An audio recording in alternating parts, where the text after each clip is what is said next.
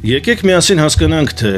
նոր տարին, քաղաքական տարին, ինչպես են սկսում Հայաստանի ղեկավարների իշխանությունները։ Սովորաբար նորմալ հասարակություններում, առողջ հասարակություններում երկրների ղեկավարները անում են շատ դրական պոզիտիվ հայտարարություններ, կատարում այցեր, օրինակ հիվանդանոցներ, կարևոր ձեռնարկություններ, խոշոր զինված ուժեր, տալիս առաջընթացի հաղթանակի նվաճումների նպատակներ, բայց մեր դեպքում այդպես չէ, ցավոք սրտի։ Մենք ականատես եղանք, որ Նիկոլ Փաշինյանը փաստորեն իր իսկ բարերով ասած ցանկանում է Քրիստոսին մենակ չթողնել մայրաթոռում, նման արշավ է սկսել, որը շատերի գնահատմամբ կարծես աղանդավորական մի շարժում լինի։ Մենք Հիսուս Քրիստոսին իր եկեղեցում մենակ ենք թողել այդ հերձվածի հետ։ Եվ այսօրվա քայլարշավը նրա մասին է, որ մենք վերադարձել ենք, մենք եկել ենք եւ մենք այլևս մեր եկեղեցին եւ մեր եկեղեցու հոգեվոր սպասավորներին եւ մեր եկեղեցուն մեր Տեր եւ Փրկիչ Հիսուս Քրիստոսին մենակ չենք թողի։ Ալեն Սիմոնյանը օրինակ ազգային ժողովի նախագահը բողոքում է, որ իր անձնական կյանքին են քննարկում եւ սկսել է դատական հարձակումներ քննադատների նկատմամբ, հատկապես երիտասարդների, որի մասին քիչ անց կխոսենք, բայց ես ցանկանում եմ ընդհանուր մթնոլորտը հասկանալ եւ այստեղ գիտեք ասոցիացիաներ առաջացան Արցախի հետ, որտեղ ճշնամուն է թողնվել անհավատներին քրիստոնեական տեսանկյունից, այլ կրոնի դավանողների, որոնք պղծում են այնտեղ մեր սրբավայրերը 300-ից ավելի վանքեր ու եկեղեցիներ։ Եթե Քրիստոսը մենակ է որևէ տեղ, ապա մենակ է Արցախում, մենակ է թողնվել։ Ղազանչեցոց եկեղեցին, Գանձասարը երբեք քրիստոնեական առումով, հայի առումով միայնակ չեն եղել։ Եվ Նիկոլ Փաշինյանի գալուց հետո 2020 թվականից առաջին անգամ Քրիստոսը մենակ է մնացել այնտեղ։ Եվ այդ մարդը այսօր ասում է, որ չի ցանկանում մայրաթոռու մեջ միացնում Քրիստոսին մենակ թողնել։ Չգիտես սա հոգեբուժության թեմա է, թե ինչ թեմա է, բայց ցավոք սրտի Հայաստանում այս տարի եւս մենք ականատես ենք լինում ազգային պառակտման ատելության թույնի մթնոլորտի։ Դեռևս չսպասելով Սուրբ Ծննդյան օրվան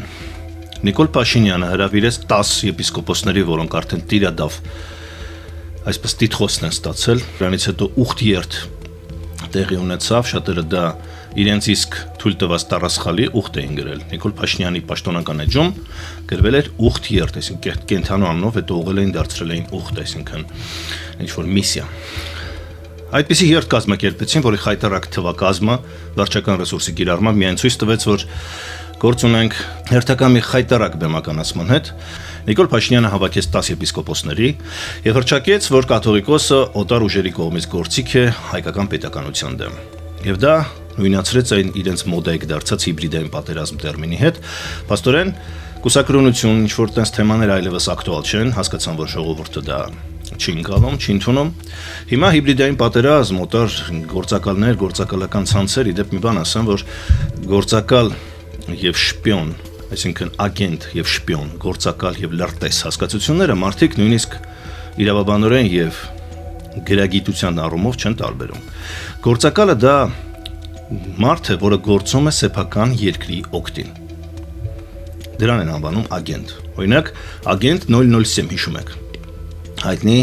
Ջեյմս Բոնդը։ Նա ագենտ էր, նա ծառայում էր բրիտանական իր հայրենիքի իր պետության շահերին։ Գոյություն ունի շպիոն լրտես, որը ծառայում է օտարի շահերին։ Նույնիսկ այնքան գրագիտություն չունեն, որ ճիշտ տերմիններ օգտագործեն, բայց դա թողնենք մի կողմ։ Այսպես սկսվեց տարին, փաստորեն սա է Նիկոլ Փաշինյանի համար առաջնահերթ։ Երկրորդը, իսկ ազգային ժողովի օրենսդիր մարմնում ինչ է կատարվում, Ալեն Սիմոնյանը ինչ որ սեփական ծննդյան արարողության ռոլիկ է հրապարակել, որը նայելուց տեսնում ենք, որ փաստորեն առանց Ալենի Նիկոլը կորած էր, որովհետև Նիկոլեն երբ տարան, ըստ այս տեսահոլովակի, Ալենը առաջնորդեց հեղափոխությունը եւ նույնիսկ տեսեք այս մուլտֆիլմը հրապարակել է Ալեն Սիմոնյանն իր էջում իր ծննդյան օրվա արթիվ։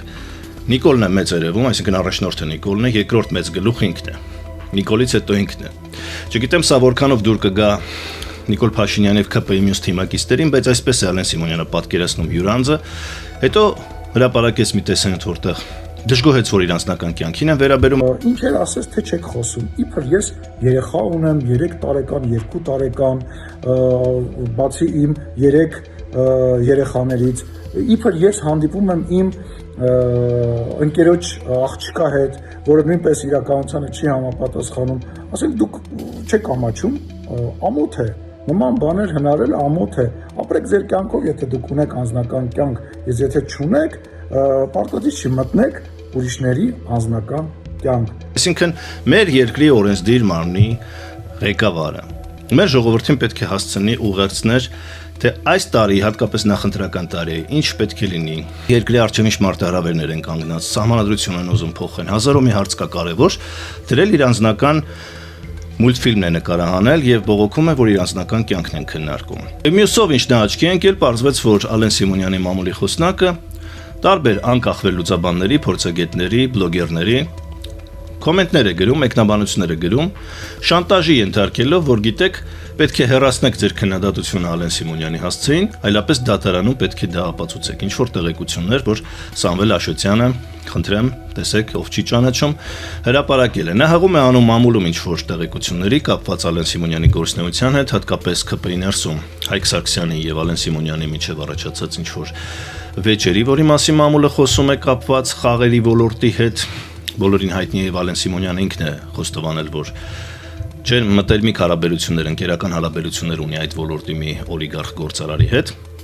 եւ այդտեղ շահերի բախում կա։ Հայկ Սարգսյանը օրենքի նախագիծ էր բերել բարձրացնելու հարկերը խաղային ոլորտի, որը դժգոհություն էր առաջացրել բնականաբար այդ ոլորտում, եւ Ալեն Սիմոնյանը համարվում է այդ ոլորտում ամենամեծ անուն ունեցող մարդկանց հետ մտերմիկ կապերի մեջ։ Այսինքն որևէ նոր բան չի հրապարակել, արում է հղումներին, բայց ամբողջ երկրի կարևոր խնդիրները թողած, մեր երկրի իրավական, քաղաքական խնդիրները թողած, մարդիկ զբաղվում են իրենց անձնական հարցերով եւ փորձում են լռեցնել քննադատությունը, լռեցնել անդիմադիր խոսքը, եւ այստեղ հարց է առաջանում, թե ինչու են նրանք խառնվել այսպես իրար։ Ինչու են կարևոր մեր երկրի պետության ազգի համար կարևոր խնդիրները թողած Նիկոլ Փաշինյանը տարված իր կրոնապետական խնդիրներով, իսկ Ալեն Սիմոնյանը իր անձնական խնդիրներով։ Սա ընդհանրապես դիագնոզ է այն մասին, որ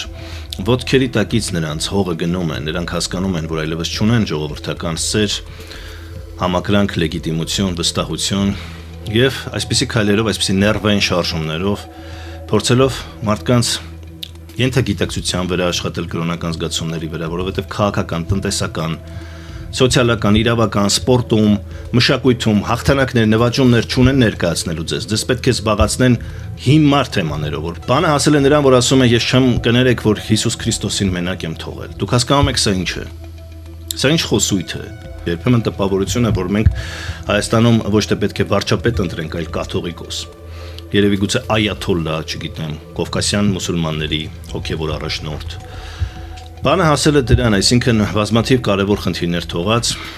զբաղացնում են այս խնդիրներով։ Սա է նրանց առաջնահերթությունը։ Եկեղեցու դեմ պայքարը, որովհետև դա է պահանջը Թուրքիայի եւ Ադրբեջանի, եթե Նիկոլ Փաշինյանը դա չանի կարող են կրակել եւ Նիկոլ Փաշինյանի ընտրվելու շանսերը հավասարվի 0-ի։ Ադրբեջանի պահանջները կատարելն է այսօր Նիկոլ Փաշինյանի գլխավոր օրակարգը եւ նա այլ ասելիք չունի։ Իսկ մնացած պաշտոնյաներին հուզում է միայն սեփական անձնական կյանքը, սեփական ամբիցիաները։ Ունենալով բնական վախ իշխանության կորստի, դրա հետևանքների, հետագայում պատասխանատվություն կրելու, փորձում են լռեցնել ընդդիմախոսներին, նրանց վախացնել, որ գիտեք դատի կտանք ձեզ։ Դատի տվեցին ինչ, որ դատի տաս ինչ, դատի տալու ժամանակ մարդիկ պետք է ավելի շատ խոսեն ձեր անձնական կյանքի մասին, սկսել են քննարկել ձեր բիզնես կապերի մասին, արդյոք իսկապես հովանավորում եք խաղային ոլորտը թե ոչ։ Նման հարցերը ավելի շատ են հնչեղվելու, դուք գործում եք ձեր դեմ եւ այսպես իրավիճակը գուցե նմանվում է պատայինի սիրելի բարեկամներ։ Նրանք որքան ցանկանում են լռեցնել ընդդիմախոսներին, այնքան իրենք են սեղմվում անկյունում, որովհետև եթե նրանք իսկապես զբաղվեին կարևոր լուրջ հարցերով, նման խնդիրների մասին ընդհանրապես չէին խոսի, կզբաղվեին իրենց բուն պարտականություններով, ինչպես ցանկացած նորմալ երկրի նորմալ ղեկավարներ։